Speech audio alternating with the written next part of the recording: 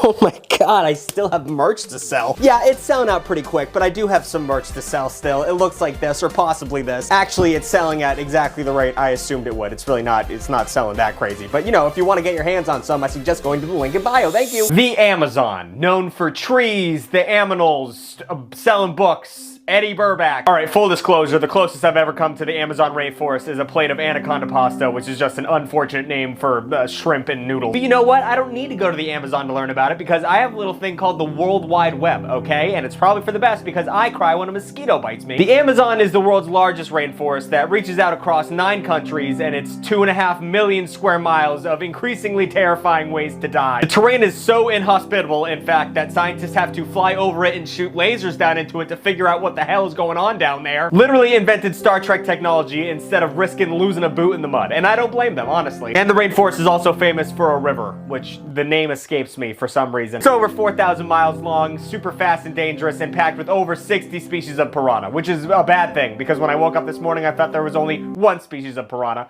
so I'm just gonna mull that over tonight. So together, let's take a hard look at the Amazon rainforest. Over 3 million species live here, and each one, in a relative sense, is a fucking nightmare.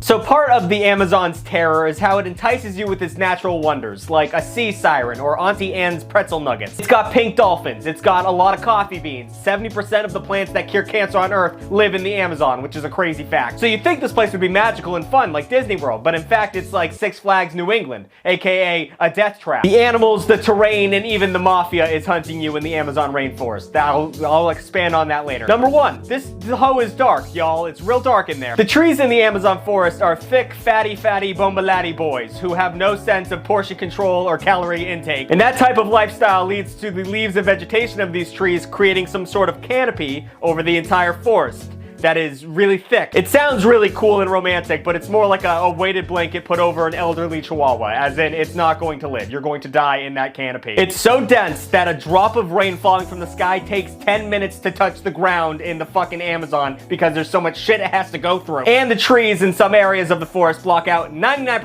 of the sun. Constantly nighttime in the fucking Amazon, which is crazy to think about. Now, I don't care what you're gonna say in the comments. Being afraid of the dark is okay. It's a natural thing. I'm afraid of the dark. I'm afraid of my kitchen at night, let alone the forest floor of the Amazon, which is crawling with like worms and centipedes and scorpions and shit, and jaguars. Jaguars hunt at night. And I can't see shit. I'm gonna die. It's terrifying. Speaking of which, number 2, most of the rainforest is specifically designed to just harm you in most ways. It's not just the animals that you have to worry about, it's the environment itself which is gunning for you. First off, poisonous plants everywhere pretty much. And not like the, ooh, I'm a little itchy, this poison ivy got me. Not that shit. We're talking shit that people roll arrows in to make them poisonous kind of shit. There's 2 main ones that are gonna fuck you up that are everywhere. One of them is strychnine, I don't know, that kills you super quickly, and the other one's curare, which is such a powerful muscle relaxer that your lungs shut down after 20 minutes. But you might be cool with that. I feel like it's a very powerful drug. I don't know. Oh, there's quicksand. Quicksand comes from the Amazon, and that's a real thing. Quicksand is a non-Newtonian fluid, like that shit you made in middle school with cornstarch. So when you push into it, it gets harder, but when you stop touching it, it's a liquid. So it's very dangerous to fall into, as you can imagine. The more you squirm, the deeper you sink, which is a bummer, I would say. And yes, if you know what you're doing, it's pretty hard to die in quicksand, but at the end of the day, you're shoulders deep in some mud that you can't get out of, and then a jaguar comes by, and you look like a delicious little cake pop. And if the plants and sand and animals don't kill you, then the rain definitely will. You know, the rain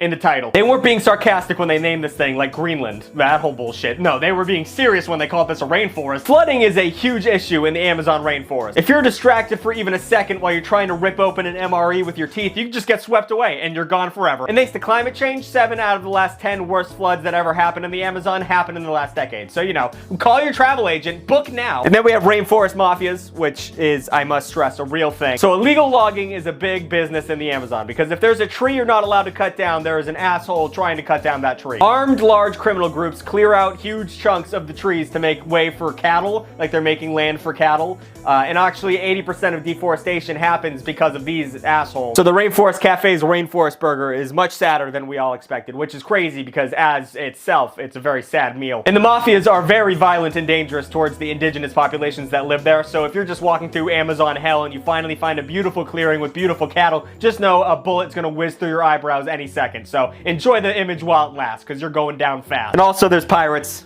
There's also pirates on the Amazon River. They call them river rats. There's pirates in the Amazon. Fuck, I mean, what else could there be? Ninjas? Zombies? Mummies? It's a fucking nightmare.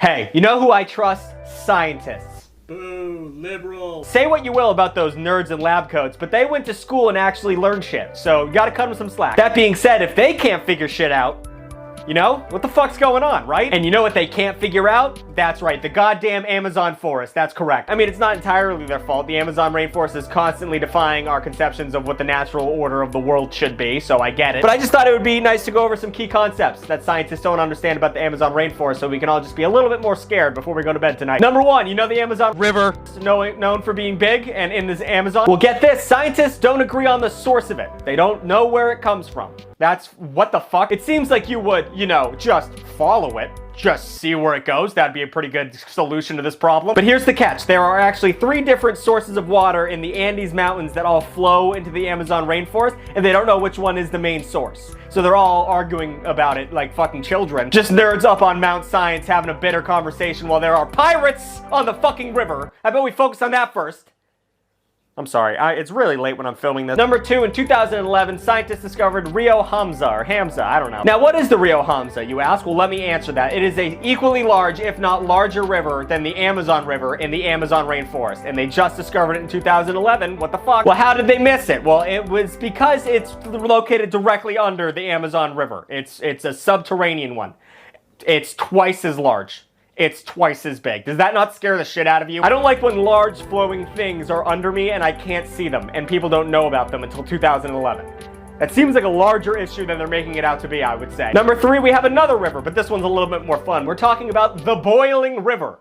A boiling river, like they have in hell. So for years there was legends that there's a boiling river in the Amazon, and scientists just said that's hooey. That's a bunch of nonsense, and they just never looked into it. But then a geophysicist named Andres Russo went all Milo Thatch on their asses and went on a very long, very dangerous expedition, and holy shit, he found it. He found a fucking boiling river. 186 degrees, hot enough to cook an animal. So you know those mafia cows we were talking about earlier? It just walks into the woods, trying to get a little drink, falls in, and all of a sudden it is a happy meal. It is cooked thoroughly. And get this, scientists, they don't know why the water's boiling. If you couldn't have guessed. What a shocker. And then we have geoglyphs, which are exactly as sci-fi horrific as you'd think they would be with that name. Due to deforestation, which is dope, circular ditches dug into the earth of the Amazon have only recently been discovered over the past couple years. And they look like this.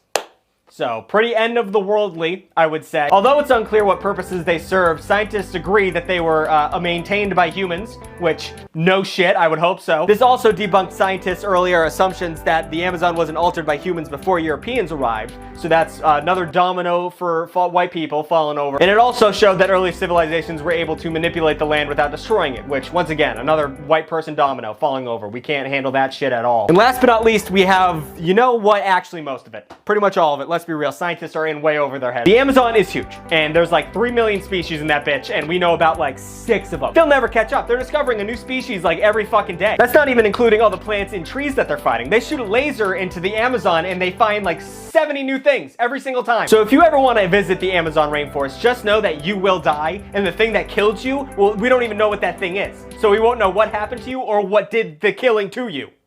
So, once again, call your travel agent. Look, let's just get this out of the way right now. There are jaguars. There's jaguars there. They fuck you up. They swim. They run 50 miles an hour. Their teeth can pierce your skull. So, they're pretty scary. But they're just scary. Today I'm going to talk about the horrifying. Oh, but Tucker, what's more scary than a 150-pound jungle cat that starts eating your organs before you die? Well, the answer is a lot of shit, actually. Sadly, a lot of shit. Number 1, and of course, is the electric eel. Now, I have talked a lot of shit about electric eels. I didn't believe they existed for a long time because no animal should have fucking Pokemon powers. But through my research, I've discovered that they existed. I mean, look into the eyes of this fucking thing and you tell me it has a soul. It does not. It is an 8-foot-long exposed electrical wire floating down a goddamn river. Oh, and they can leap out of the water too, so that's cool. If you're just fishing on the riverbank like Huckleberry Finn, you can just get slapped in the face with a 7-foot, 800-volt dildo. So that's sick. But the good news is 800 volts isn't enough to kill somebody, so you won't die immediately. You'll just go into paralysis and sink to the bottom of the river and drown. So, huzzah! Number 2, we have the Goliath bird eater. What a name, oh my god. Legitimately cannot think of a better name for this thing. It's aptly named. If you can't tell, this is a massive bird-eating tarantula. Its leg span is about 1 foot long, making it the largest spider on Earth. Yippee! Doesn't just eat birds though, it eats rodents and frogs too. so that's cool. Although they don't eat people. They're horrifying to look at, but their poison is not poisonous to people. So we're good on that. And fun fact, in some places in South America, they're actually considered a delicacy. You eat it over some boiled banana leaves. So I don't want to make fun of anyone's cultures, but that's fucking crazy. And then we have the bullet ant, another aptly named creature. For an ant, this thing is massive. It's an inch long, which is actually really big if you think about it, babe. But the bullet ant's name does not come from its size, it actually comes from its sting. Because its pain is so bad, people say it's like getting shot by a bullet.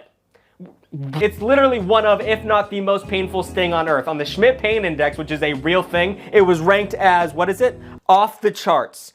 So, yeah, that's fucking crazy. It's like getting shot, but worse, because your body doesn't go into shock and the pain lasts over 24 hours, so it's like getting shot over and over and over again. And it's an ant. Why the fuck does an ant have that power? What god would create this creature? And then we have the tyrant king leech.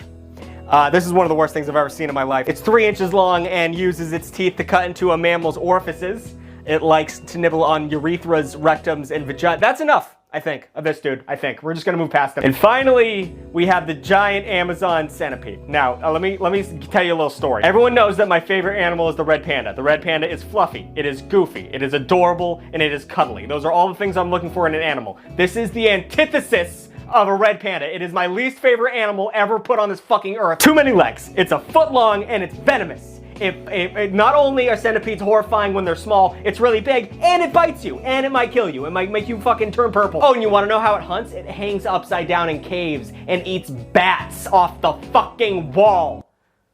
Fuck this shit. When am I gonna make a video about cute animals?